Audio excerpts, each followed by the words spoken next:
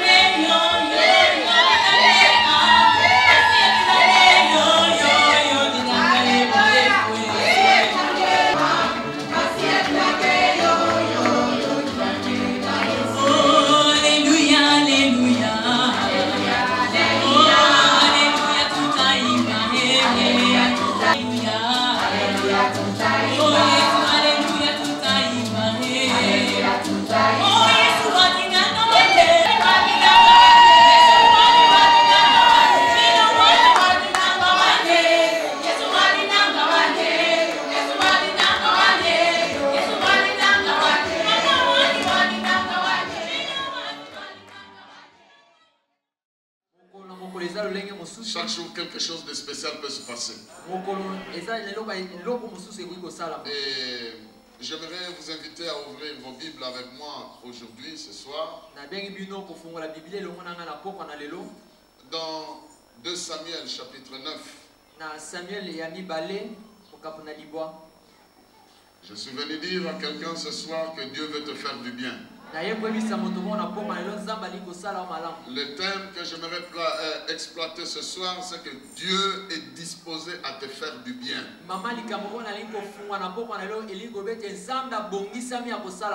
Je ne parle pas d'un membre de famille qui est disposé à te faire du bien. Je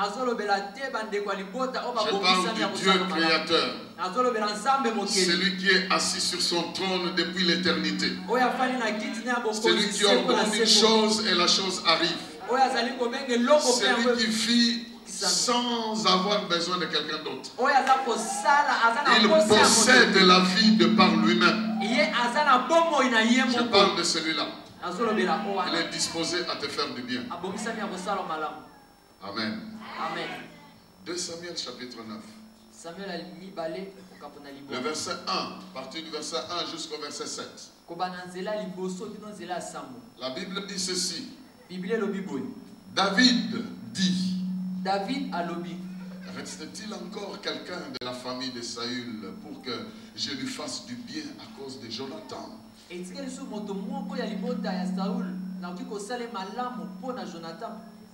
y avait un serviteur de la maison de Saül nommé Tiba, que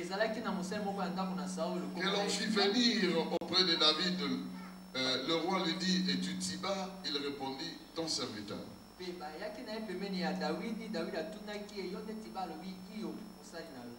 Le roi dit, n'y a-t-il plus personne de la maison de Saül pour que j'use envers lui des bontés de Dieu?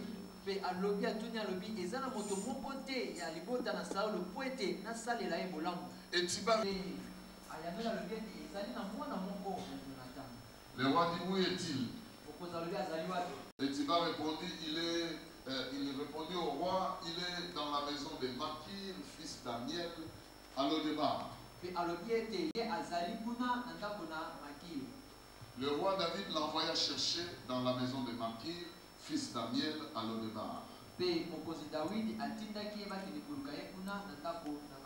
Et Mephibosheth, fils de Jonathan, fils de Saül, vint auprès de David, tomba sur sa face et se prosterna.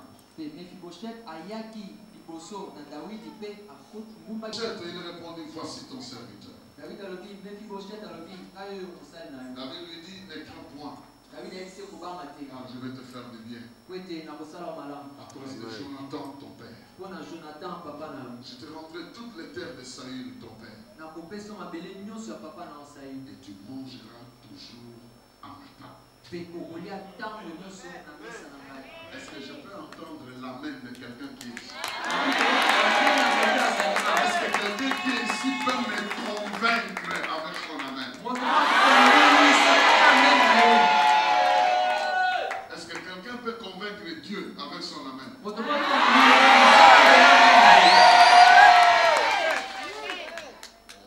Ici, on peut convaincre Dieu avec les amens. Est-ce que vous pouvez vous imaginer quelqu'un qui est à la recherche de quelqu'un qui souffre pour qu'il lui fasse du bien? Le bien est entre les mains de quelqu'un qui cherche celui qui souffre. Où est-ce qu'il est encore celui qui n'a pas encore goûté au bien? Je vais le faire du bien.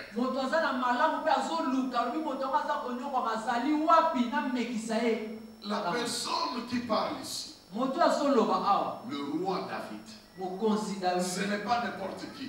C'est un roi qui est en train de parler. Il dit, est-ce qu'il y a encore quelqu'un qui restera dans la maison de Saül? Jonathan, son fils, est mort. Et les membres de sa famille peuvent avoir peur. Et celui qui est monté au trône aujourd'hui, c'est celui-là que notre Père est en train de poursuivre. Il risque de nous chercher, de nous liquider, de nous faire du mal. Mais voici qu'au lieu de cela, David qui monte sur le trône, il commence à chercher quelqu'un à qui il doit faire du bien.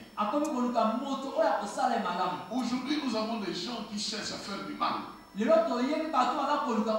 se promènent pour voler. Vous savez qu'il y a des gens qui quittent leur maison, qui vont au marché central.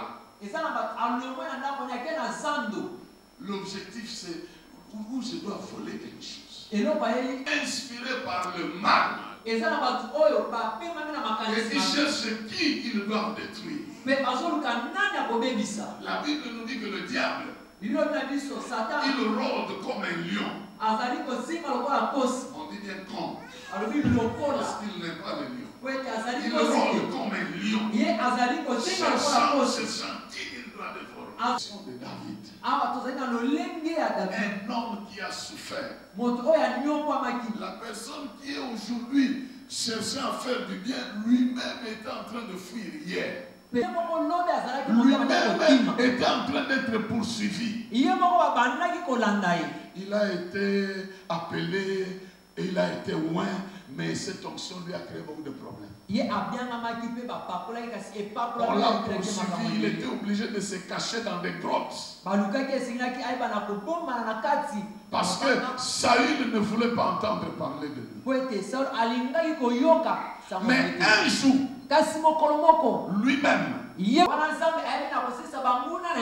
lui-même se met sur le trône. Il est rempli de bienfaisance. Et ses yeux parcourent la terre, parcourent le pays, pour chercher à qui je dois faire du bien. Quelles sont les conditions qui poussent Dieu à vouloir te faire du bien? Nous allons le trouver dans ce texte ici. Ici, nous voyons un homme habité par l'Esprit de Dieu qui veut faire du bien. Mais il y a une chose qu'il est en train de prononcer. Il pose la question: y a-t-il quelqu'un de la maison de Saül pour que je le fasse du bien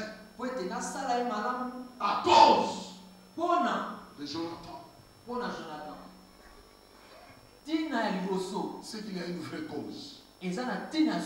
Pour David, la cause c'était Jonathan. Il avait un pacte avec Jonathan. Il avait aimé Jonathan.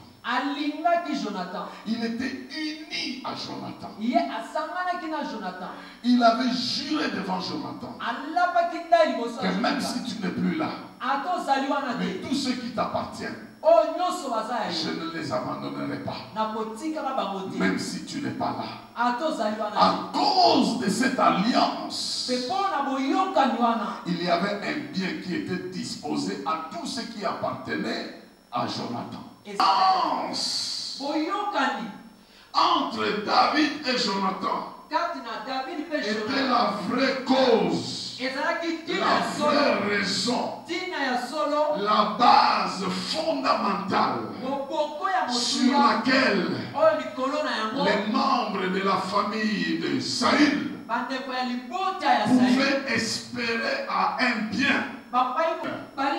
Les membres de la famille de Saül, étant donné que Saül venait de mourir et que son pouvoir venait de tomber, ils étaient tous en danger. Mais il y a une chose, une disposition qui existait et qui pouvait les épargner à vivre ce danger-là. C'est le pacte entre David et Jonathan. Bien aimé dans le Seigneur, David et Jonathan avaient signé un pacte. Et voilà que à cause de cette alliance-là, maintenant que David est au pouvoir, cette alliance commence à bousculer sa conscience. Maintenant que tu es au pouvoir, tu as signé un pacte.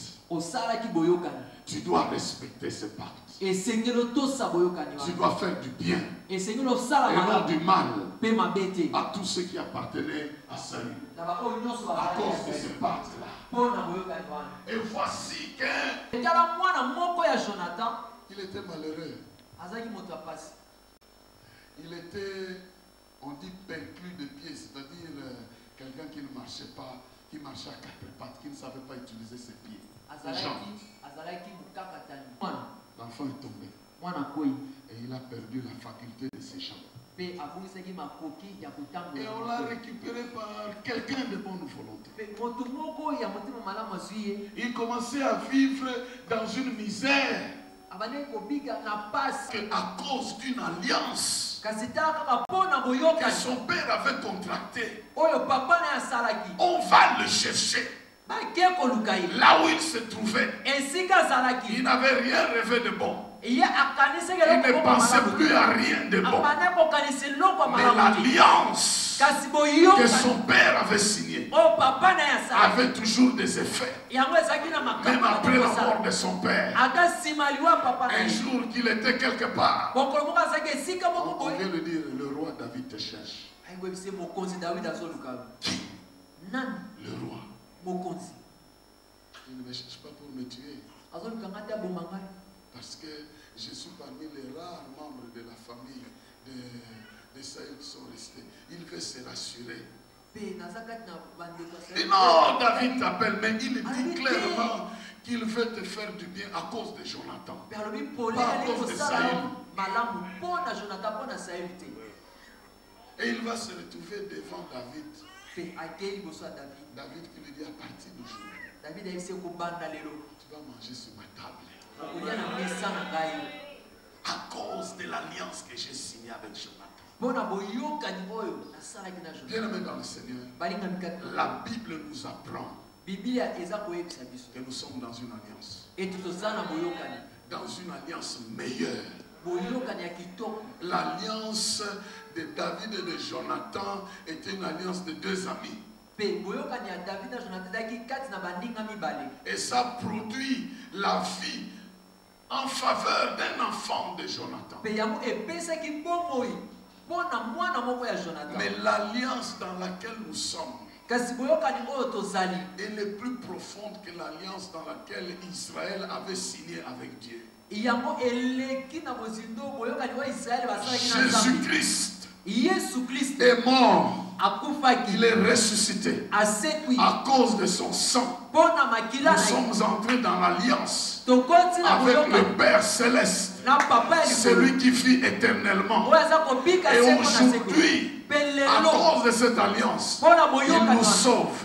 Il nous délivre, il nous sanctifie, il nous sépare du monde, il nous purifie, il nous adopte comme ses propres enfants. Et il cherche encore. Reste-t-il encore un pécheur de ce monde pour que je lui fasse du bien à cause de mon fils Jésus-Christ? À cause du sang de Jésus-Christ, à cause de la mort de Jésus-Christ, à cause de meurtrissure de Jésus-Christ, à cause de la mission accomplie par Jésus-Christ. Il cherche encore. Je voudrais dire à quelqu'un que je suis sûr qu'il t'a déjà trouvé. Il t'a déjà trouvé. Parce que la première base, c'est l'alliance. Et personne ne peut effacer cette alliance. En tout cas, le diable est venu trop tard. Il est venu trop tard. Dieu t'avait aimé. Avant que le diable commence à te haïr, Dieu avait fait un plan. Avant que le diable commence à t'attaquer, ce plan a été fortifié, fondé sur la mort et la résurrection de Jésus-Christ. Parce qu'il est mort, il a inauguré une nouvelle alliance. À cause de cette alliance, Dieu veut te faire du bien. Tu as un quota de bien qui est en train de t'attendre. Alors que les gens font de faux plans pour toi. Alors que tu es en train de vivre la misère. Alors que le diable est en train de te torpiller.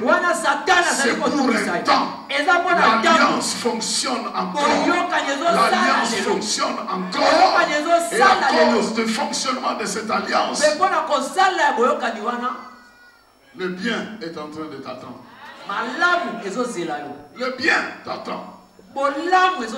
Dieu veut te faire du bien. Dans le langage biblique, le bien, il y a là-dedans la communion avec Dieu, la victoire dans la vie, les bénédictions matérielles, la santé et la prospérité, la paix du cœur, le shalom qui vient de Dieu, ce qui fait de toi un vrai, ce que les Grecs appellent un vrai Makarios. Tu sois un véritable Makarios. Dans Matthieu chapitre 5, où la Bible dit, heureux l'homme. Heureux l'homme, heureux sont ceux-là, ceux qui fabriquent la paix, parce qu'ils seront appelés fils de Dieu. Heureux les pauvres en esprit, parce que le royaume de Dieu est à eux. Le terme heureux veut dire celui qui jouit d'un bonheur qui ne vient pas des hommes. Un bonheur que l'homme ne peut pas fabriquer. Un bonheur qui vient seulement de Dieu. Et ce terme-là, c'est le Makarios. Un véritable Makarios. C'est quelqu'un qui est heureux. Son bonheur ne vient pas de l'argent. Son bonheur vient du fait que Dieu est à l'aise avec lui. Amen. L'alliance de Dieu fonctionne en sa faveur. On peut l'attaquer, mais on ne peut pas le vaincre. Il peut traverser un problème, mais il ne disparaît pas dans ce problème. Quelqu'un qui marche de victoire en victoire et de gloire en gloire. Les problèmes viendront et ils passeront. Et lui ne passera pas. Parce qu'il est attaché à la parole de Dieu. Où il est écrit que tout passera. Sauf la parole de Dieu ne passera pas. Cette personne-là est heureuse. C'est un Makarios. Dieu veut faire de toi un vrai Makarios. Il veut te faire du bien. Là où le mal a dominé, il veut changer l'expérience de ta vie. Il ne veut pas que dans ton histoire, il n'y ait que des expériences négatives de car le voleur ne vient que pour voler, égorger, détruire. Mais lui vient pour faire du bien, pour donner la vie et une vie abondante. Donc si tu as déjà une expérience négative dans ta vie, Dieu viendra mettre un trait contraire pour que ça devienne positif. Si ton expérience est moins, la croix va s'imposer dessus. Afin que tu changes d'expérience. Il veut te faire du bien parce qu'il y a une alliance. Et il y a même un testament qui existe. Amen. Le testament a été. Et ce testament-là montre tous tes droits. Vous savez ce qui est écrit dans l'Hébreu? Que le testament est en vigueur aussi longtemps que le testateur. Le testament n'est pas en vigueur quand le testateur vit. Mais quand il meurt, le testament entre en vigueur. C'est pourquoi Jésus est aussi mort. Afin que son testament soit valide. Le testament qu'il nous a donné, est-ce que vous pouvez ouvrir vos Bibles avec moi?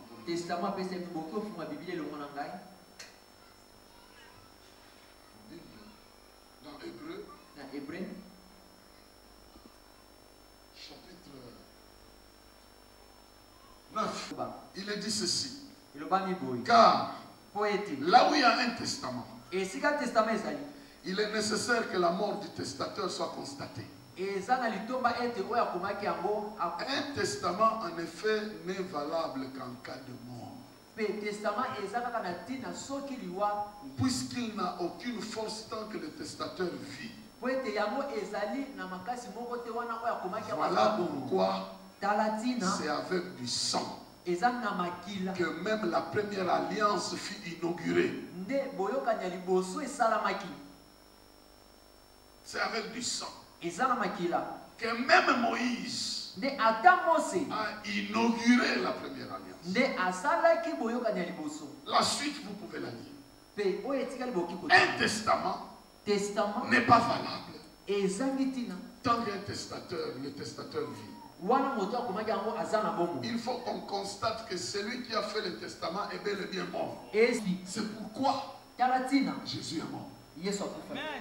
Mais dans son cas, c'est même plus grave. Parce qu'il existe des violations graves des testaments sur la terre. Quelqu'un peut laisser un testament. Non, cette parcelle, je laisse pour ma femme. Les membres de famille de l'homme vont dire à la femme, c'est pas toi qui vas avoir ça. Il y a des gens qui violent le testament. Est-ce que vous pouvez imaginer qu'un jour, celui qui a fait le testament revienne à la vie? Pour vérifier si on a respecté ça. Comment ça va être? Ça va être une débandade. Mais dans le temps de Jésus, cela s'est fait. Non seulement il est bon pour que le testament soit valable, mais il est aussi ressuscité. Il est ressuscité et il est vivant. Donc il peut te rassurer. Yes. Voilà pourquoi il a envoyé le Saint-Esprit. Le Saint-Esprit vient de la part de Jésus pour te dire cette parcelle ici. Depuis le ciel, nous avons décidé que tu prennes ça. Cette voiture ici, depuis le ciel, on avait décidé que c'est partie de ton héritage. Et ce mariage-là, c'est ton héritage. Même si tu es menacé, il ne faut pas fuir. C'est le Saint-Esprit qui viendra te dire ça. Quand vous lisez Romains 8, verset 26, il est dit que même nous ne savons pas comment nous pouvons prier. Mais le Saint-Esprit vient nous aider. Parce que lui, il connaît ce qui s'est passé dans le cadre du testament. Souffler. Demande aussi ça. Amen. Amen. Amen. Ça aussi, c'est pour toi. C'est la vérité. Et des fois, quand tu es distrait, il te donne. Tu rêves une grande chose. Ce que je rêve là, c'est possible. C'est dans les testaments. C'est dans l'alliance. Dieu veut te faire du bien à cause de cette alliance-là. La deuxième raison. La deuxième raison, c'est que Dieu est capable de lancer un avis de recherche et de te retrouver où que tu sois. C'est un avis de recherche. On viendra te trouver n'importe où le malheur est allé te cacher. David a simplement posé la question. Reste-t-il encore quelqu'un de la famille de Saül? Immédiatement la vie de recherche. Est-ce que vous connaissez quelqu'un de la maison de Seigneur? Est-ce que vous connaissez de la maison de Seigneur? La bonne nouvelle a commencé à circuler. La bonne nouvelle a commencé à circuler. Mais imaginez-vous, Mephibosheth était caché quelque part. Mais cette nouvelle-là lui était... Et ça ne peut pas se perdre. Même si ça passe un séjour dans la bouche de quelqu'un. Ça entre dans les oreilles de quelqu'un d'autre. Ça passe par sa bouche, ça entre dans les oreilles de quelqu'un d'autre. Avis de recherche. Destination finale. Amen. Là où Mephibosheth se trouve. La Bible dit qu'il envoie sa parole. En vitesse. Il est capable d'envoyer la parole. La parole ne se trompe pas de chemin. La parole ne se trompe pas de continent. La parole ne se trompera pas de pays. La parole ne se trompera pas de ville. La parole ne se trompera pas de quartier. La parole ne se trompera pas de famille. La parole ne se trompera pas de membres de famille. Elle viendra te chercher. Que vous soyez à 10, que vous soyez à 20, que vous dormiez à 10 sous un drap, la parole sera destinée et viendra jusque chez toi. Elle entrera dans ta vie. Elle accomplira sa mission. Parce qu'elle exécute la vie de recherche. Amen. Elle te cherchera. Elle te trouvera. Elle viendra avec la vérité. Et comme il est écrit, tu connaîtras la vérité. Mais la vérité te rendra libre. Mephibosheth a connu la vérité. Il savait, donc j'ai passé mon temps chez Makir. Tu vas quitter chez Makir. Tu es momentanément chez Makir. Mais ta place est à la table. David qui veut dire bien-aimé. Ta table, ta présence est là où on t'aime. Auprès de ce Dieu-là qui t'aime. Qui t'aime plus que tout le monde. Qui a programmé une alliance. Et qui lance un avis de recherche. Est-ce que vous avez vu? Je cherche encore jusqu'aujourd'hui une femme que la stérilité a dominée. Pour que je le fasse du bien. Et qu'elle sache que je suis un Dieu qui donne le bien. Y a-t-il encore quelqu'un dans la famille de Jésus-Christ qui reste encore là dans un chômage caractérisé pour que moi je le fasse pour la qui est dominé par les forces du mal, mais qui croit en moi, afin que je le fasse du bien. Reste-t-il encore là quelqu'un qui veut me servir, mais qui se sent vide, et qui veut que je le fasse du bien, et que je remplisse sa vie d'une puissance extraordinaire? On fera des recherches. Et on va te retrouver dans les conditions où tu es. Amen. Où est le problème? Qu'on te trouve chez Makir, c'est pas grave. L'essentiel, c'est que tu sors chez Makir. Chez Makir, c'est un endroit où on t'oublie.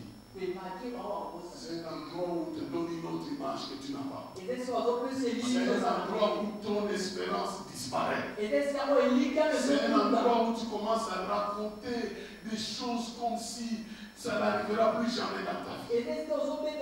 C'est un endroit où tu commences à raconter aux gens. On me dit que mon grand-père était un roi.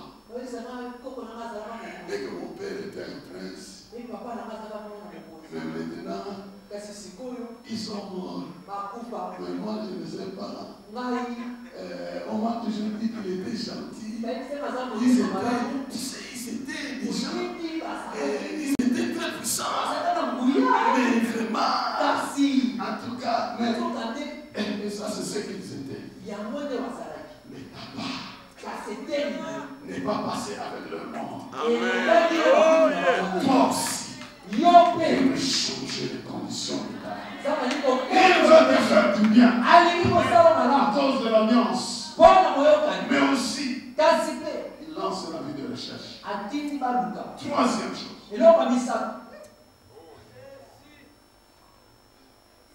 C'est qu'il va te trouver et te sortir de là. Parce que tu existes. Mais Méphibosheth existait. Il n'était pas normal. Mais je pouvais te dire ceci. Parce que tu es encore en vie. Tu vas vivre les bontés de l'Éternel. Il va te trouver parce que tu vis. Même si tu vis chez Baki. Mais du fait que tu es encore en vie. Celui qui peut ressusciter les morts est capable de guérir les malades. Celui qui est capable de guérir les malades est capable d'épanouir ceux qui sont en bonne santé. De gros problèmes. Il est aussi capable de résoudre des petits problèmes. S'il est capable de te loger dans toute l'éternité, de te nourrir dans toute l'éternité, il est aussi capable de te loger sur la terre ici de manière correcte. Amen. Il est capable aussi de te donner une santé correcte pendant même un siècle.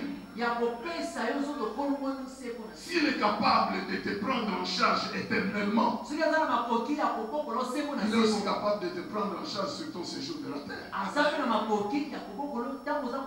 Tant que tu vis, tu as besoin de croire que quelque chose de bien peut t'arriver. Nous ne sommes pas de la Bible dit ceci. L'Éternel est un secours qui ne manque jamais dans la maîtrise. Psaume 46. Même si le monde chancelle, il y a un ruisseau qui vient du trône de Dieu, qui apporte l'assurance que l'Éternel est mon bien, manquerait de rien. C'est lui qui me conduit vers les eaux paisibles. Il me fait asseoir dans les verts pâturages. Il me conduit sur le sentier de la justice. Ce psaume-là est la concentration de plusieurs noms de Jéhovah. Dans ce psaume-là, c'est la concentration de Jéhovah. L'Éternel est mon berger, Jéhovah Rohi, le mon berger. Je ne manquerai de rien parce qu'il est Jéhovah Jireh et pourvoir ma vie. Il me fait reposer dans des verts pâturages. Je suis dans le repos parce qu'il est Jéhovah Shammah. Vous poursuivez, il dit même que dans la vallée de l'ombre de la mort, je n'ai aucune crainte. El Shaddai, il me protège. El Shaddai, c'est lui qui est tout puissant, celui qui est tout suffisant. Il me protège, il m'assure tout. Oh non, j'aime ce Dieu. Il dit alors le bonheur et la grâce m'accompagneront. Quelques jours, quelques mois, tous les jours. Vous savez, la Bible ne dit pas toutes les années. Parce que dans une année, quelques jours peuvent être mauvais. La Bible ne dit pas tous les mois. Parce que dans un mois, il peut y avoir de mauvaises semaines. Tous les jours. N'importe quoi peut arriver, mais lui est présent. Chaque jour est une bataille gagnée en éternel. Oh yeah. Chaque jour est un jour de victoire. Chaque jour est un jour de victoire. Chaque jour peut être un jour de gloire dans ta vie. Ils te feront la guerre. Ils ne te vaincront pas. Tu verras chaque jour. Chaque jour. Dieu veut te faire du bien. Chaque jour. Parce qu'il n'est pas fatigué. Il est capable de le faire. Il est Dieu qui se suffit à lui-même. Il est Shaddai. Vous savez le terme Shaddai. Faisons une parenthèse. Ça vient d'un terme Shad. Shad là, ça veut dire le sein maternel.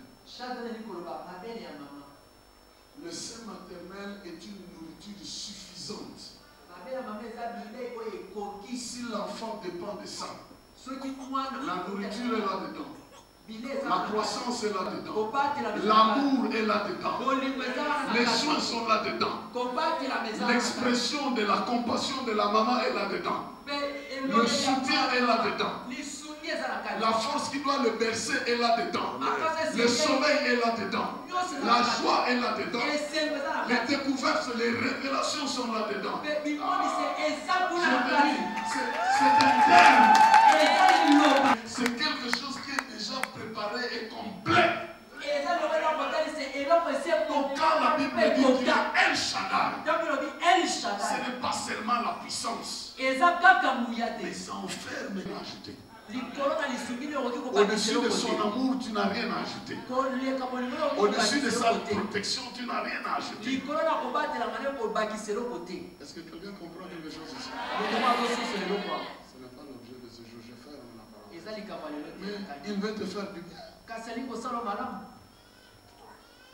Troisième raison, je vais bientôt terminer. Je suis à la troisième ou à la quatrième raison. Maintenant, c'est la quatrième raison.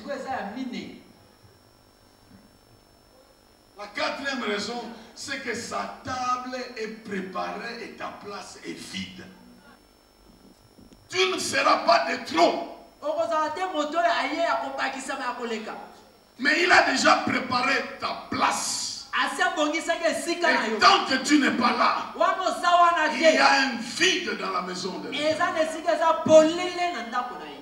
C'est pourquoi il y a un avis de recherche. Cela veut dire aussi que chaque fois que lui va manger, il y aura une place vide. Et tant que cette place sera vide, son amour ne sera pas tranquille.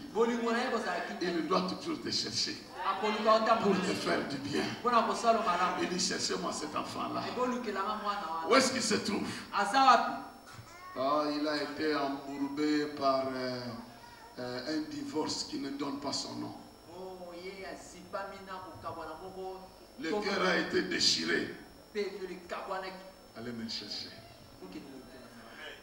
Parce que Dieu a besoin de toi. L'Éternel en a besoin. Il a besoin de toi. Ça c'était hier. Hein? Aujourd'hui c'est qu'il veut te faire du bien. Ta place est là. Bien-aimé dans le Seigneur. Si tu vis chez les gens et qu'ils considèrent que tu es de trop, ce n'est pas la même chose chez Dieu. Tu n'es jamais de trop chez Dieu. Tu es à ta et vide. C'est toi qui dois t'asseoir en face de ce Père. Chaque jour. Le psaume 17. Le verset 15. C'est le dernier verset de ce psaume. Il y a quelque chose de formidable avec laquelle j'aimerais terminer.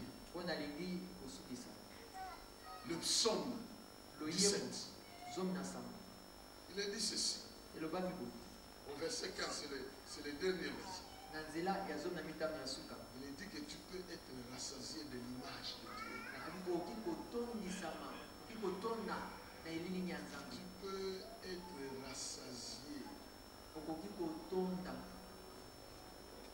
l'image. S'il est vraiment El Shaddai, s'il est vraiment Dieu Tout-Puissant, tu peux être rassasié de ça. S'il est le Dieu compatissant, tu peux être rassasié de ses compassions. S'il est le Dieu d'amour, tu peux être rassasié de son amour. Il a dit ceci, pour moi, dans mon innocence, je ferai ta face. Dès le réveil, je me rassasierai de ton image. Dieu veut que tu commences ta journée avec son image. Et que tu affrontes la journée avec l'image de Dieu. En toi-même, il est tout puissant. Il est ton berger. Il est ta paix. Il est ta justice. Il est ton protecteur. Il marche devant toi. Il est derrière toi. Il est au-dessus de toi. Il est ton pourvoyeur. Il fait toutes choses. Il est ton roi. Alors, quand tu as toutes ces images-là, le matin, tu sors de chez toi. Quand tu vas rencontrer un problème, tu vas le rencontrer au nom de celui qui remplit ta vie. Parce qu'il a dit que celui qui est en nous est plus grand que celui qui est dans le monde. Et rassasie-toi de lui le matin. Et quand tu vas rencontrer la journée, tu seras soutenu par celui qui t'aime. Parce qu'il veut te faire du bien. Son bien n'est pas limité. C'est un bonheur. Il peut faire de toi un vrai Macarios.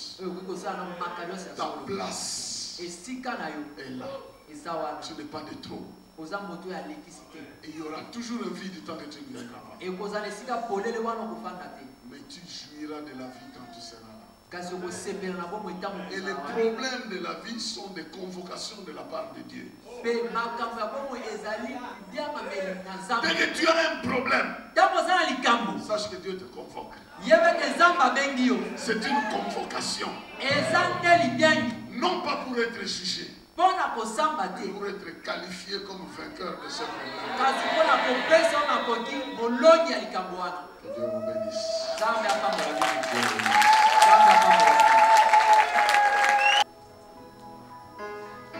Dieu veut te faire du bien.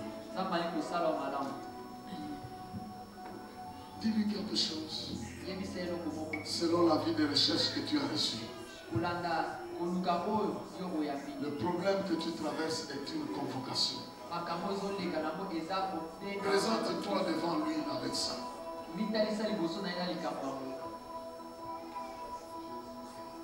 C'est une façon pour Dieu de te convoquer devant lui avec celui qui te tracasse. Afin de lui donner des instructions de ne plus te tracasser. Oh, attends, c'est Dieu là qui veut te faire du bien. Déclare que tu crois. Même si c'est tu vois négatif, Dieu veut changer les conditions et les circonstances.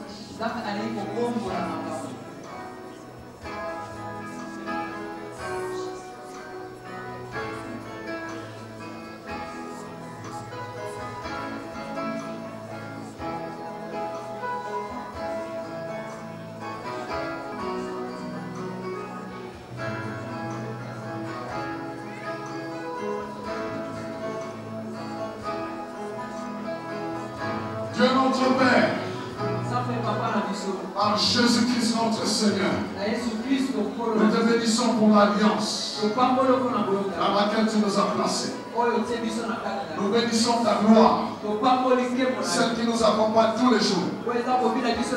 Nous te prions, Seigneur, que pendant que nous sommes en vie, nous puissions vivre tes merveilles et les témoigner à ceux qui ne te connaissent pas. Merci pour le bien que tu veux nous faire. Merci pour notre place que tu as déjà prévue. Tu es un Dieu de projets. Tu as formulé des projets pour nous.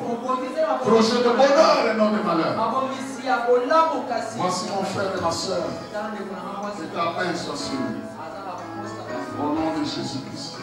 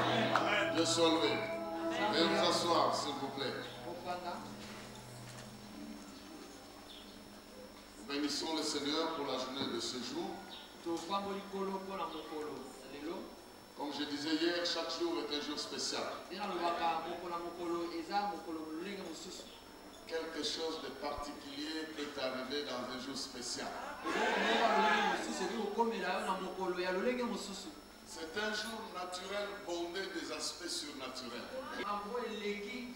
Dieu a fait les choses de manière que les surnaturels nous arrivent dans le naturel.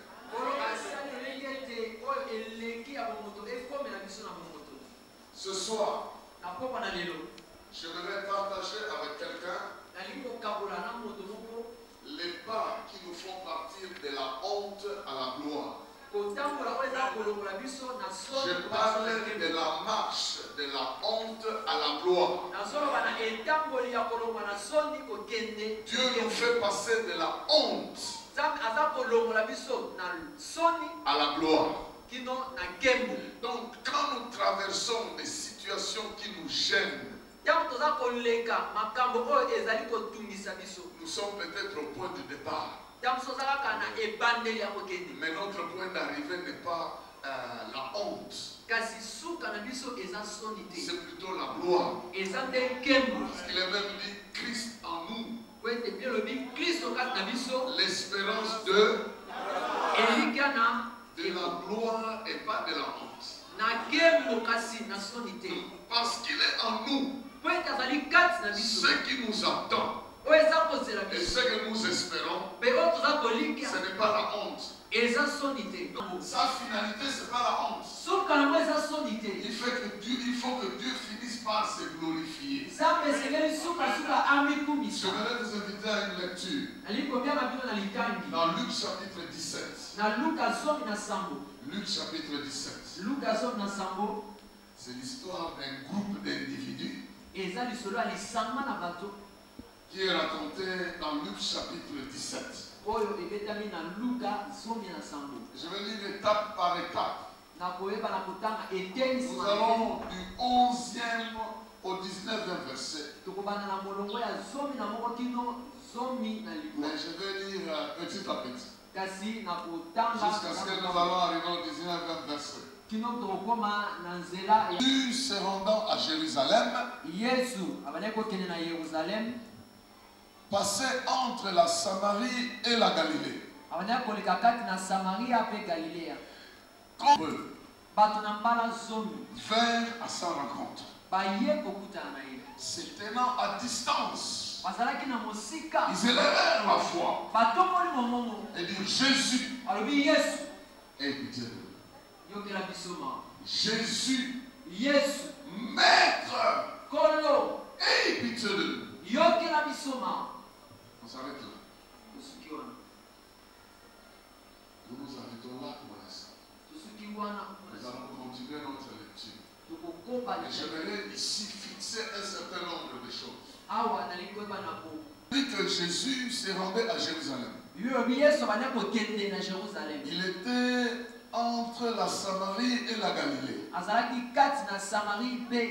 Et il a décidé de passer par un village. D'autres commentateurs disent qu'il n'avait pas l'habitude de passer par ce village-là. Mais ce jour-là, il a décidé de passer par ce village. Dans ce village, il y avait presque tout un pavillon de lépreux. Au moins 10. On en parle ici. Mais il se pourrait qu'ils aient été plus de 10. C'était un village écarté. Et il y avait des lépreux là. Il est passé par là. Quand les lépreux ont entendu,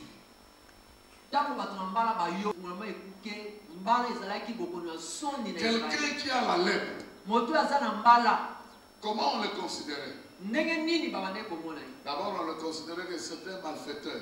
Parce que la lèpre était un signe de malédiction. Donc, tout pour tout lépreux, les gens qui le regardaient se disaient assurément il est allé voler quelque chose de quelqu'un. Ou alors ce sont ses parents. Ou alors ce sont ses ancêtres. Donc cette personne vient d'une famille de voleurs. Et la malédiction s'attache sur eux. Donc, quand un lépreux passait, on savait très bien que c'était un maudit. Ça c'est de un. De deux, la lèpre étant vraiment contagieuse, les lépreux étaient toujours, et ils sont jusqu'aujourd'hui, écartés et éloignés. On ne peut pas les mélanger avec d'autres personnes. Parce qu'ils sont frappés d'une maladie, d'une malédiction, mais une malédiction qui peut se répandre sur la vie des gens qui n'ont rien à voir avec sa maladie.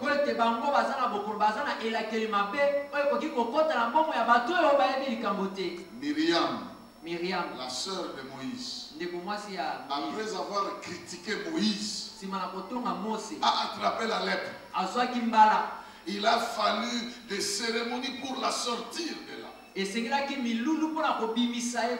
Donc, les gens ne s'approchaient pas des lépreux. C'est des gens dont le programme social était déjà abîmé. Un lépreux ne pouvait pas aller régulièrement rendre visite à sa famille. Il ne pouvait pas se marier. Donc la vie de tout le monde était privée pour lui. Donc il ne pouvait pas faire un programme que moi je vais étudier, je vais finir, je vais me marier, j'aurai des enfants, j'aurai une progéniture. Nul pourrait l'être.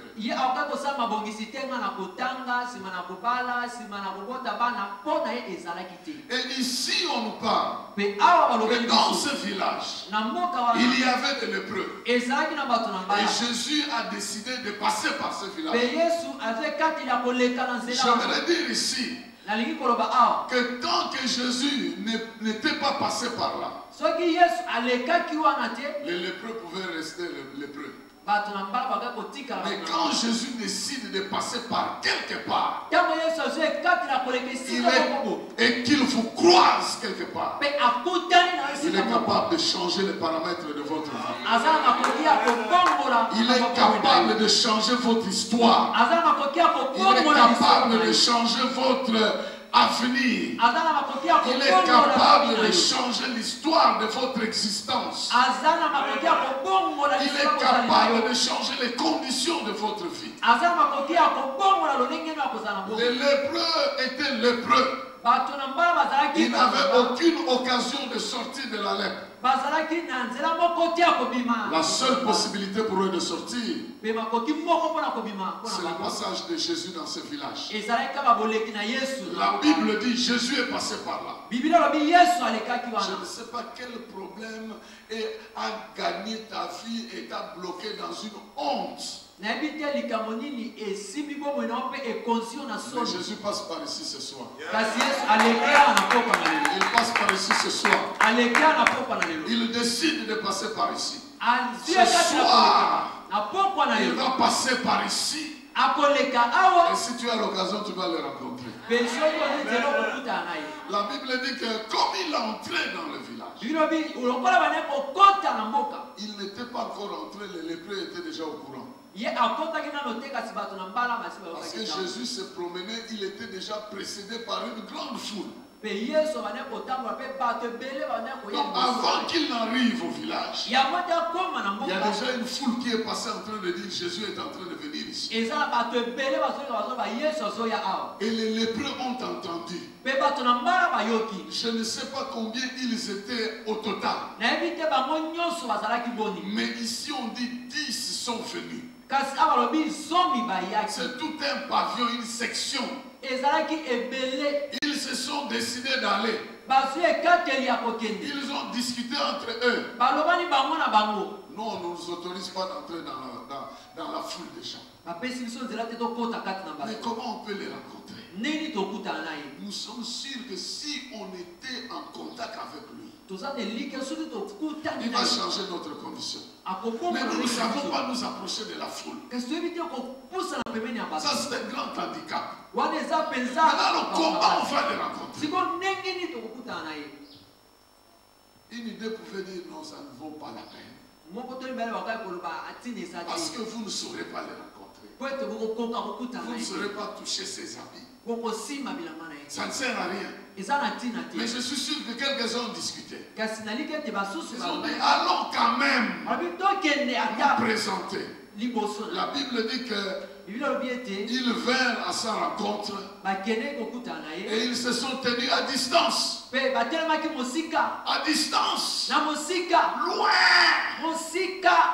Parce qu'ils étaient interdits de contacter les gens, sinon ils allaient donner leur maladie à d'autres personnes.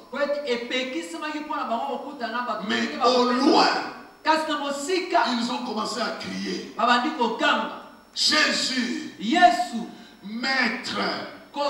Maître, c'est Adonai. Jésus, Maître, aie pitié de nous. Au loin, il lançait des cris. Bien-aimés, vous pouvez vous imaginer la foule en train de passer. Et une poignée de 10 personnes loin. Bartimée avait une situation différente.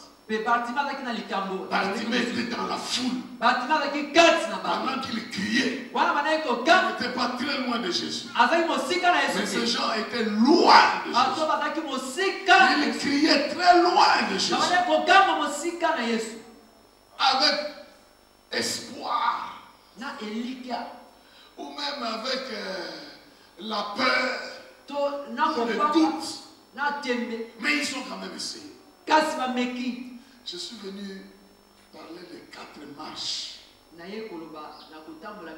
4 marches qui nous amènent à la gloire. À la marche de la gloire. Et ce soir, tu vas poser ces pas-là. C'est lépreux. On commençait par la marche de la honte. Ça, c'est la première marche. Quelqu'un est dans la honte. Il se regarde. C'est déjà puni par Dieu. Ils étaient des maudits. Ils marchaient comme des gens bannis de la société. Ils ne pouvaient retourner dans la société qu'avec un certificat donné par un sacrificateur pour qu'il rentre dans la société.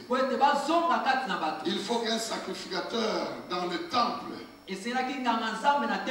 vérifie leur lèpre et confirme qu'ils sont purifiés. C'est avec ces certificats seulement qu'ils pouvaient retourner dans la société.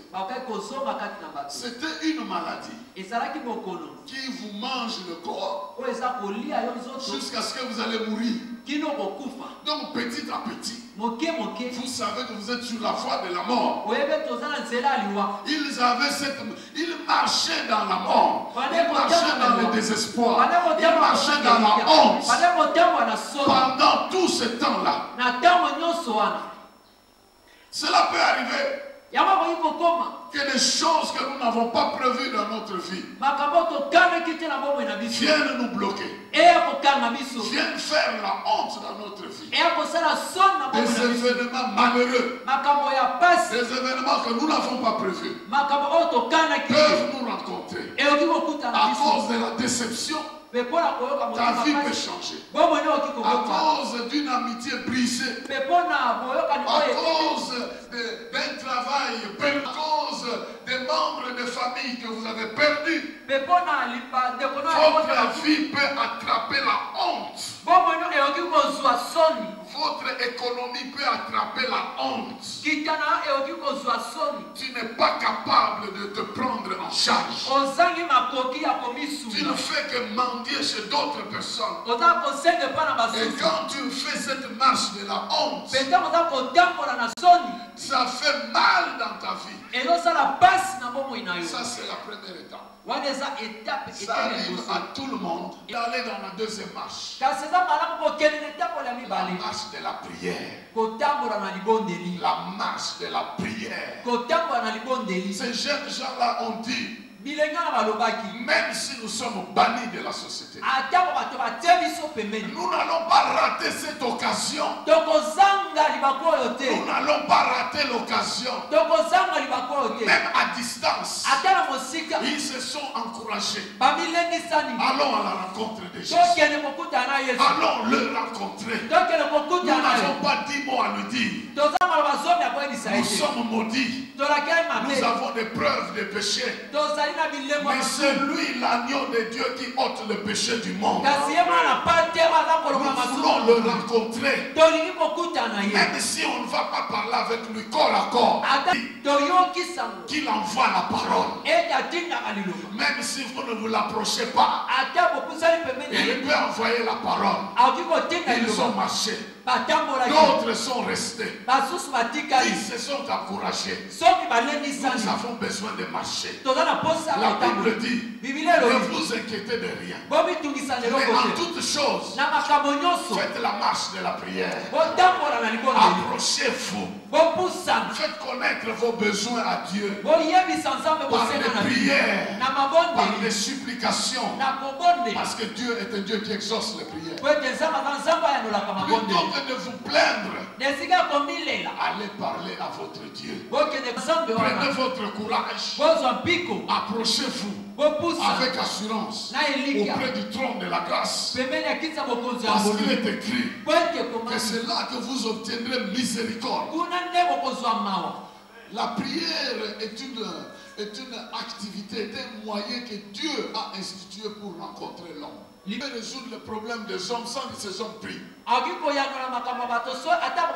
c'est lui qui a choisi cette voie. Il veut que quand les hommes ont des problèmes, au lieu qu'ils restent dans leurs problèmes, qu'ils s'engagent à chercher Dieu. Et Dieu dit, vous me chercherez et vous me trouverez. Si vous me cherchez de tout votre cœur, je me laisserai trouver parmi vous. Nous avons besoin de quitter la marche de la honte, de mendier à gauche à droite, de pleurer à gauche à droite. Il y a un temps où nous n'avons plus besoin de pleurer, où tu as besoin de dire à ton âme, cherche Dieu. C'est le temps de chercher Dieu. Il est capable de te faire du bien. Il est capable de transformer ta vie. Cherche-le. Tu le trouveras. Et si tu le trouves, tu ne seras plus la même personne. Les 10 lépreux ont marché. Ils ont marché vers la foule. Ils sont restés à distance. Et ils ont dit, on envoie quand même notre prière. À distance. Ils ont envoyé la prière. Au loin. Ils ont eu le courage. Parce qu'ils étaient des bannis de la société. Mais ils se sont encouragés pour aller vers Jésus. Si eux qui étaient bannis de la société ont pris le courage de s'approcher même à distance, à combien plus forte raison nous en qui l'Esprit de Dieu habite?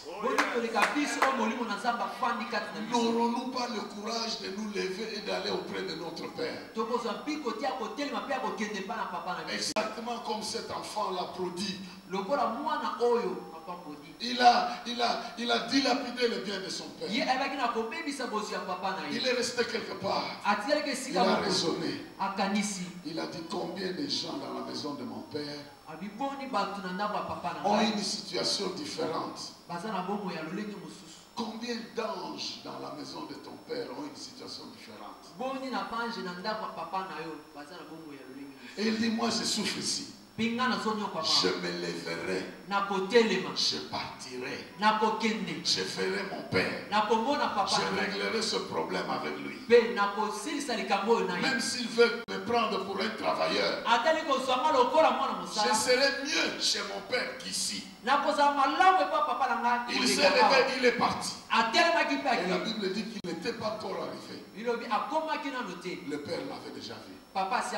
Bien-aimé dans le Seigneur, quand vous décidez de prier pour un problème, avant même que vous commencez à prier, Dieu sait que vous voulez prier. Il a même dit, un ange a dit à Daniel, lorsque tu as eu à cœur de prier pour ce problème, une parole était déjà sortie du trône. Tu n'avais pas encore prié. Mais quand tu as décidé dans ton cœur que les 70 ans que Jérémie avait prophétisé sont accomplis, donc normalement maintenant nous devons retourner chez nous. L'exil est fini. Alors quand tu as eu à cœur d'aller prier Dieu pour qu'il accomplisse sa parole, la parole était déjà sortie du trône.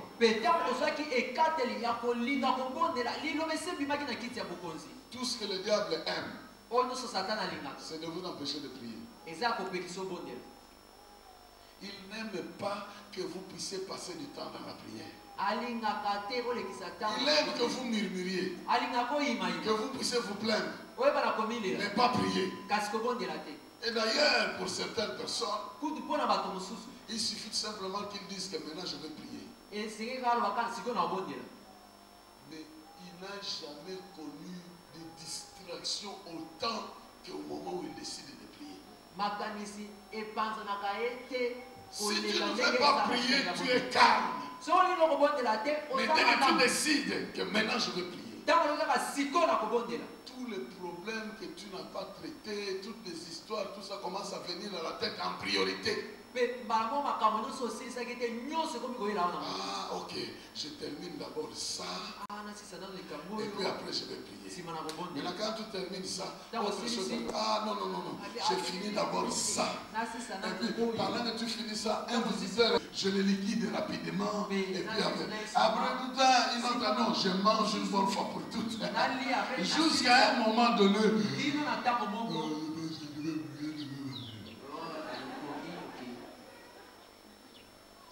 Des choses pareilles. Le diable n'aime pas parce que quand tu pries, tu es branché. Un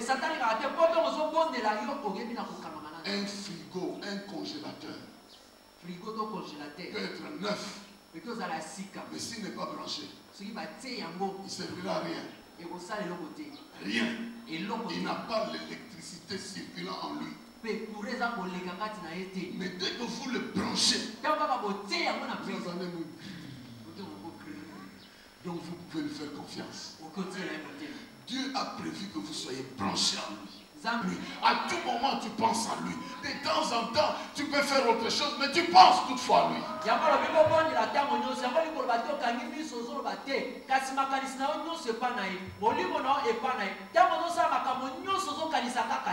Parce que les souhaits et les pensées font partie de la prière.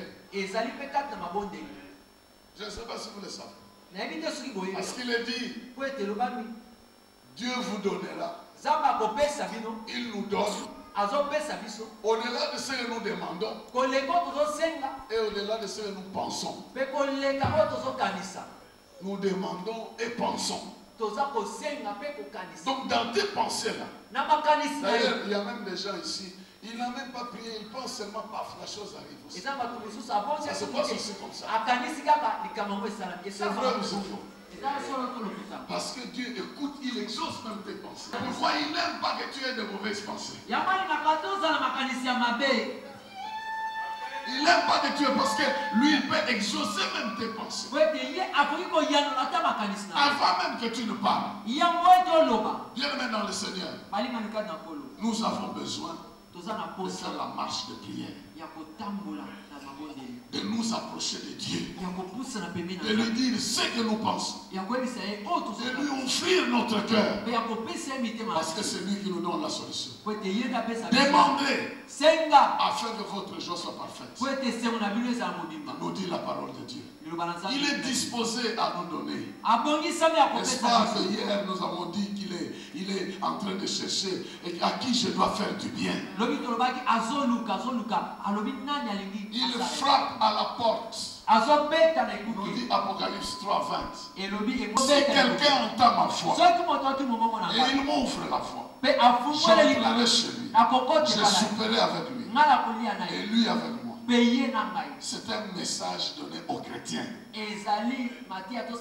Ça concerne d'abord et avant tout cette communion. Dès que tu as un problème, c'est comme si Jésus frappait à ta porte. Tu dois crier vers lui afin qu'il intervienne en ta faveur. Verset 14. Nous continuons la lecture.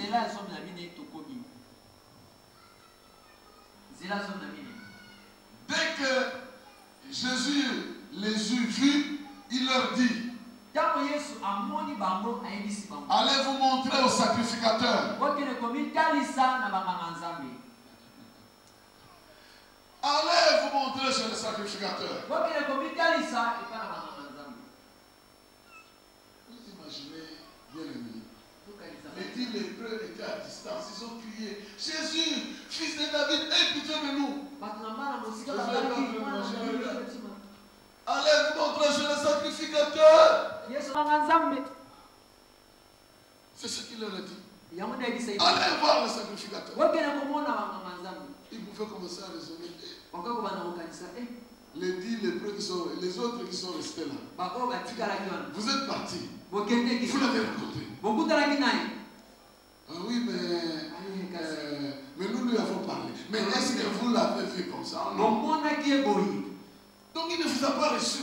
Il ne vous a pas reçu. Vous lui avez parlé. Nous lui avons parlé. Mais qu'est-ce qu'il vous a dit? Il nous a dit, il nous a dit de nous faire voir chez les sacrificateurs. Et nous sommes en train d'aller. Ça, c'est la marche de la foi. La troisième étape, c'est la marche de la foi. Il nous a dit, allez chez les sacrificateurs. Nous ne rentrons pas dans notre pavillon. Mais nous entrons dans la société. Parce que les sacrificateurs, le temple est dans l'assemblée. Cette parole qu'il nous a donnée nous donne le droit d'entrer dans les avenues normales. Amen. Pour aller vers le temple. Direction le temple. Parce que au niveau du temple, le sacrificateur doit nous vérifier et nous donner le certificat. Si la parole de Jésus doit s'accomplir, nous allons rencontrer le sacrificateur. Il nous donnera le certificat pour retourner. Certificat de purification. Ils sont en train de marcher. Mais est-ce que vous trouvez ça normal? Il nous a répondu de loin. Mais ça peut marcher cette affaire. Direction temple. On va rencontrer les sacrificateurs. Est-ce que vous êtes autorisé d'entrer dans la société? Celui à qui nous avons parlé, qui peut résoudre notre problème, il nous a dit d'aller au temple. Même si le monde nous refuse, mais moi je crois que je peux progresser. Celui qui m'exauce m'a donné sa parole. Même si je ne vois encore rien, mais je sais qu'il m'a déjà parlé. Mais je sais que sa parole est déjà parole. Mais sa parole fonctionne. C'est sa parole qui circule.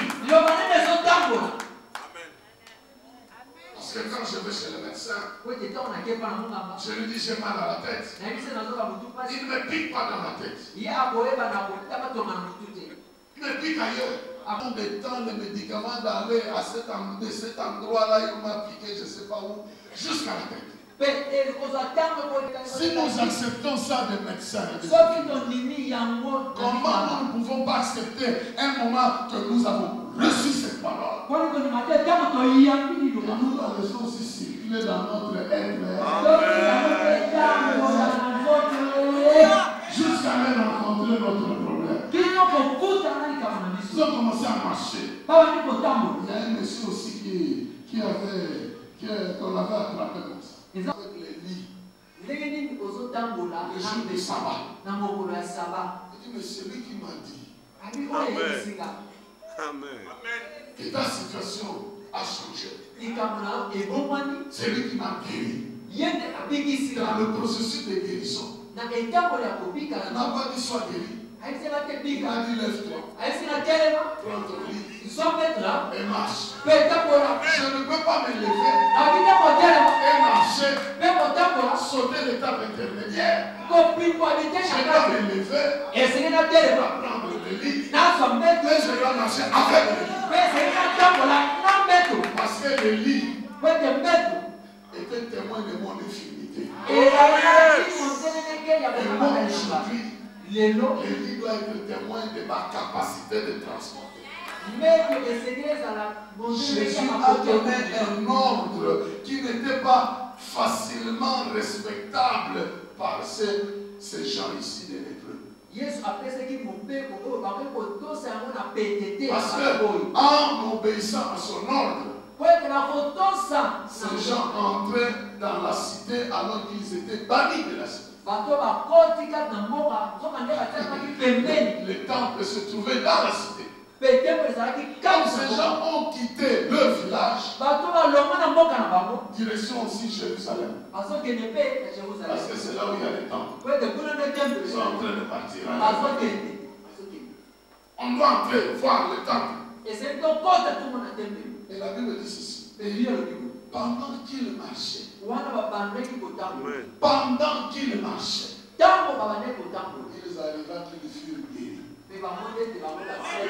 Pendant qu'il marchait, il n'était pas encore arrivé chez les sacrificateurs. Ils ont seulement commencé à marcher. Et la foi a marché. La foi marche. Je vous dis la foi marche. Je dis à quelqu'un ici que la foi marche. Alors fais la marche de la foi. Quand il y a quelque chose qui ne marche pas, cherche la parole. Avant de faire la marche de la foi. Quand vous faites la marche de la prière, Dieu vous donne la parole. Avec cette marche, avec cette parole, vous faites la marche de la foi. Donc la prière vous aide à aller obtenir la parole. La promesse de Dieu. Et cette promesse, elle produit la foi en vous. Et la foi va produire les résultats de cette promesse-là. Nous avons aujourd'hui besoin de faire des pas de la foi. Parce que Dieu a dit. Pierre et Jules, alors que les disciples étaient dans un bateau, il y avait un grand vent. C'est dans Matthieu 14, cette histoire. À partir du verset 26 et la suite. Pendant que le bateau était en train, ou la barque était en train de s'agiter dans le vent, il voyait quelqu'un en train de marcher sur l'eau. Les disciples ont vu quelqu'un sur l'eau. Ils n'ont jamais vu des choses pareilles. Et chez les Juifs, quand vous voyez un signe comme ça, c'est que vous devez mourir. C'est un esprit qui vient vous achever. Ils ont commencé à crier. Oh, nous allons mourir. Mais ce n'est pas là. S'il était ici, il allait changer la situation. Ils entendent au loin Jésus dire, rassurez-vous, c'est moi. Je n'avais pas besoin de prendre une autre barque. Je devais laisser ça pour les autres. Rien ne peut m'empêcher de me déplacer et de vous rejoindre là où vous êtes. C'est moi qui viens vous suivre. Pierre dit, si c'est toi Seigneur, Adonai, le commandant, commande-moi pour que je vienne chez toi. Il sort de là-bas. Il commence à marcher sur l'eau. Il a commencé à marcher sur l'eau. Il a marché, je vous dis, il a marché sur l'eau. L'ordre du commandant en chef, auprès de qui tout est soumis. Auprès de qui tout est soumis. Pierre a marché. C'était une marche de la foi. Mais il s'est rendu compte d'une chose. Depuis qu'il est sorti de là-bas, les autres sont en train de progresser. Entre-temps, Jésus est encore loin.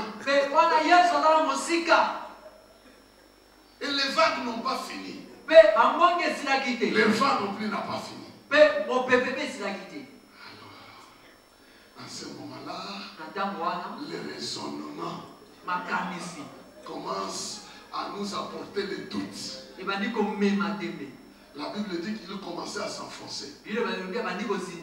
Mais vous savez, dans l'eau, vous ne pouvez pas commencer à vous enfoncer. Vous vous enfoncez. Mais cela veut dire qu'il continue à marcher. Mais maintenant, tout bon, ça arrive au chez. Tout bon, ça arrive. Avant, c'était, les pieds étaient là aussi. Heureusement, pendant qu'il continuait, mais il ne s'est pas enfoncé totalement. Pendant qu'il continuait, Jésus était présent. Parce que Quand tu rates la marche de la foi, retourne dans la marche de la prière. Retourne dans la marche de la prière. Quand il a commencé à voir qu'il s'enfonçait, il dit Seigneur, aie pitié de moi. Sauve-moi. Et Jésus l'a sorti. Maintenant, moi je pose la question. Quand Jésus l'a sorti, Jésus l'a transporté. Non. Qu'est-ce qui s'est passé? Ils ont marché ensemble. Ils ont marché ensemble.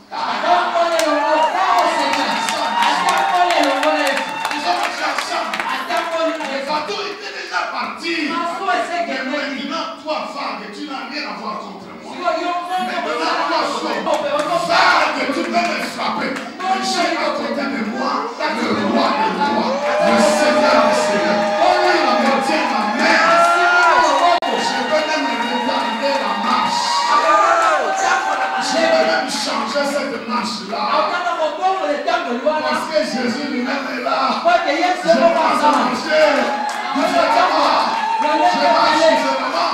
Parce que c'est lui qui nécessite. Amen, amen. Même s'il pouvait se me faire un peu là.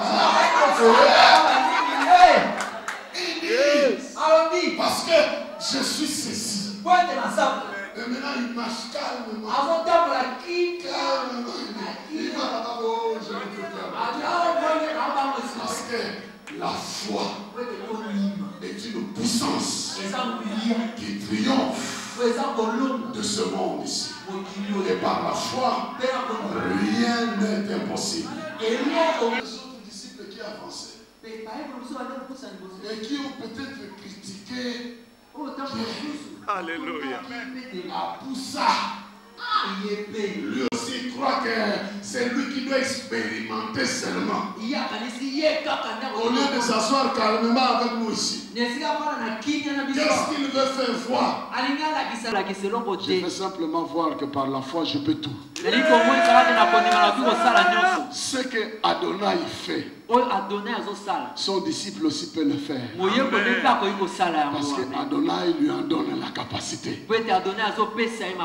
Si le corbeau a fait un voyage avec la nourriture, il a transporté ça comment, je ne sais pas. Toi, tu ne peux pas faire de miracle. Les miracles qui accompagneront ceux qui auront cru. Des choses peuvent se passer par tes mains. Les choses peuvent se passer par ta prière. Même au loin, les lépreux ont parlé. Au loin. Mais toi, tu ne parles pas au loin. Parce qu'il dit que c'est lui qui croit en moi et qui obéit à ma parole. Mon Père et moi, nous viendrons carrément faire notre demeure chez lui. Parce que toi, tu n'es pas l'objet de la visitation simplement de Dieu. Toi, tu peux passer de la visitation à l'habitation. Il vient carrément là. Je viens te dire, fais la marche de la foi. Commence à poser des actes sur base de la parole que Dieu t'a donnée. Commence à voir ta vie par rapport à ce que Dieu t'a dit. S'il ne t'a encore rien dit, commence par la marche de la prière. Le fait ne continue pas dans la marche de la honte. Arrête un moment donné. Reçois la parole et commence à marcher selon cette parole. Tu paraîtras comme un fou. Quand Jésus a dit à Pierre, viens, les vagues n'ont pas cessé. Le vent n'a pas cessé. Mais Jésus savait tout ça. Il savait qu'il pouvait marcher malgré tout ça. Amen. Amen. La marche de la foi, c'est elle qui va changer ta vie. Parce que c'est par la foi que nous sommes agréables. La foi portera le fruit. Les gens qui marchaient, ils ont commencé à constater, ma lèpre a disparu. Vous savez, Vous savez, dans ces conditions-là, même si c'était dans un endroit secret, tu peux montrer ça aux gens.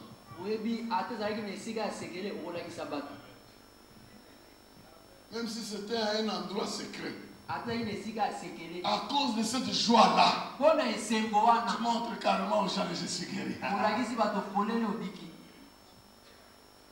Le verset 15 dit ceci.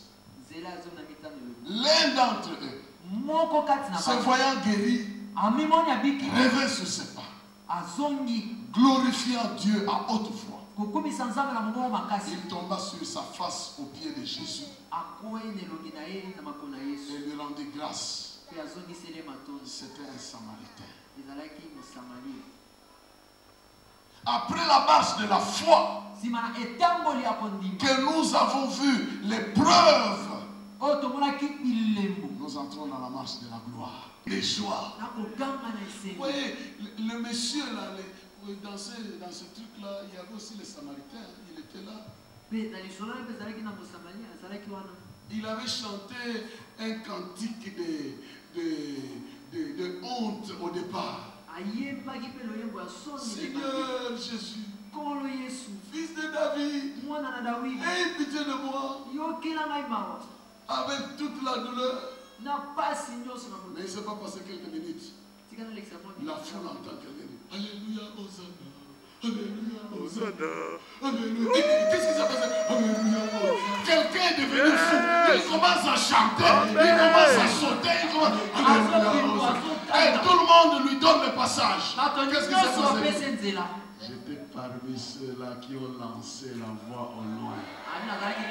Est-ce que quelqu'un peut maintenant l'empêcher de s'approcher de Jésus? Il n'a même plus besoin du certificat de sacrificateur. Parce qu'il peut même enlever tous les habits et se promener comme ça pour montrer aux gens qu'il n'y a plus rien. Il rentre auprès de Jésus en triomphe. La foule qui pouvait l'empêcher lui donne le passage. La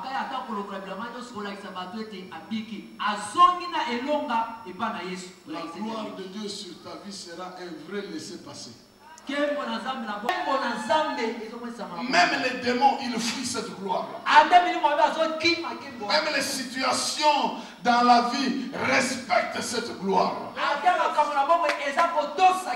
Quand tu es rempli de l'Esprit de Dieu, tu fais la marche de la foi.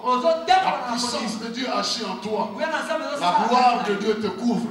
Où que tu sois, tu marches avec la victoire. Où que tu entres, la victoire de Dieu t'accompagne. Le lieu où foule la plante de ton pied, ce lieu-là t'appartient.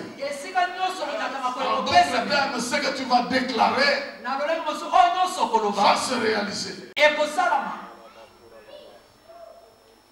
faut pas mal interpréter certains passages.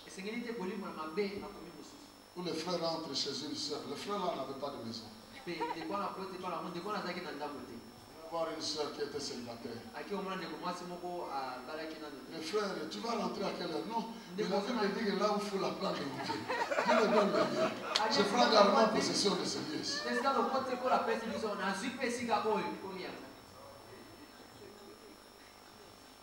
Heureusement, la soeur connaissait la parole et l'a chassée. Pour que Dieu s'occupe de lui autrement. Parce que Dieu aussi est capable de s'occuper de lui autrement. Je suis venu dire à quelqu'un, fais le pas de la foi. Mais commence par le pas de la prière. Ne regarde pas ta honte selon les gens. Mais vois en ça une potentialité pour Dieu de te changer de la honte à la gloire. Ce grand problème-là, il est pour toi comme les Égyptiens dans la vie des Israélites. Et Dieu leur a dit, les Égyptiens que vous voyez, vous ne les verrez plus. Parce que je vais les récupérer au travers de la mer. Faites la marche de la prière. Recevez la parole. Recevez la promesse. Ne faites pas la prière pour la prière. Il faut qu'à la fin de ta prière, tu aies reçu quelque chose. Parce que toutes les prières ne sont pas les mêmes. Il y a des gens qui vont à la prière qui deviennent meilleurs. Et il y en a d'autres qui ne changent rien. Parce qu'ils ne saisissent rien. Saisissez quelque chose dans la présence. Et cette parole-là vous permet de faire la marche de la foi. Vous marcherez sur l'eau. L'eau est censée être une situation qui peut vous noyer. Au lieu que ça vous noie, vous êtes au-dessus. Vous marchez au-dessus de cela. C'est la promesse de la parole de Dieu. Quand tu traverseras le fleuve, ils ne te submergeront pas. Et le feu ne te brûlera pas. Parce que quand tu fais la marche de la foi, lui-même, le consommateur de la foi, finira par te rejoindre. Dans cette marche-là, il te soutiendra. C'est pourquoi on a jeté 3 personnes dans le feu. Et on a trouvé la 4e. La 4e qui n'est jamais sortie du feu. Parce qu'il reste dans des endroits stratégiques comme le feu. Après la marche de la foi, quand tu vois l'œuvre de Dieu dans ta vie, fais la marche de la gloire. Témoigne la bonté de Dieu. Offre des sacrifices à Dieu. Sois reconnaissant à Dieu. Ça fait partie de la marche de la gloire. J'avais des problèmes. J'ai prié Dieu. Il m'a donné une promesse. J'ai obéi à sa parole. Il a accompli dans ma vie. Voici le résultat. Je viens le remercier. Et quand tu marches dans la gloire, alors il te fait passer de gloire en gloire. De gloire en gloire. Il commence à prolonger cette gloire-là avec des intervalles de problèmes. Mais la fin du problème, c'est la gloire de Dieu. Amen. Que Dieu vous bénisse.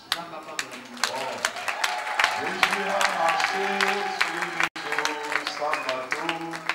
Jésus a marché sur les eaux sans bateau.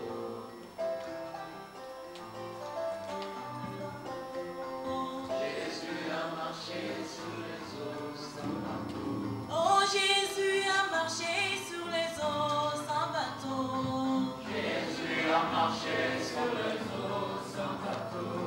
Jésus a marché sur les eaux sans bateau. Jésus a marché sur les eaux sans bateau. Jésus a marché sur les eaux sans bateau. Jésus a marché sur les eaux sans bateau. Jésus a marché sur les eaux sans bateau. Jésus a marché sur les eaux sans bateau. Jésus a marché sur les eaux sans bateau. Oh, Jésus a marché sur les eaux sans bateau. Jésus a marché sur les eaux sans bateau.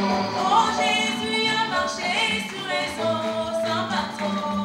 Jésus a marché sur les eaux sans bateau. Oh, il a marché, il a marché, il a marché, il a marché. Jésus, il a marché, il a marché. Nous levons nos mains s'il vous plaît. Fais une prière à Dieu que je vais quitter le camp de la honte, le camp de la paresse, pour devenir une femme et un homme de prière. Je vais faire des marches de prière. Chaque fois que j'aurai un problème, chaque fois que je me retrouverai dans une difficulté,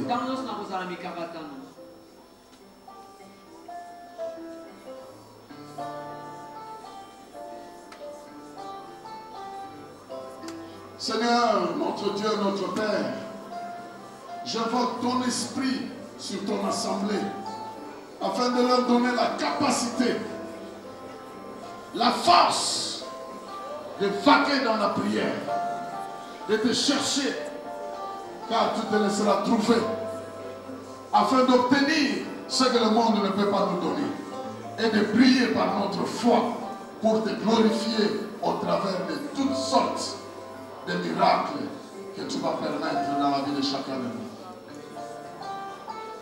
Que ton esprit agisse, que ton esprit donne la force Et ton Esprit, Seigneur, nous accorde la grâce de te chercher, de te trouver.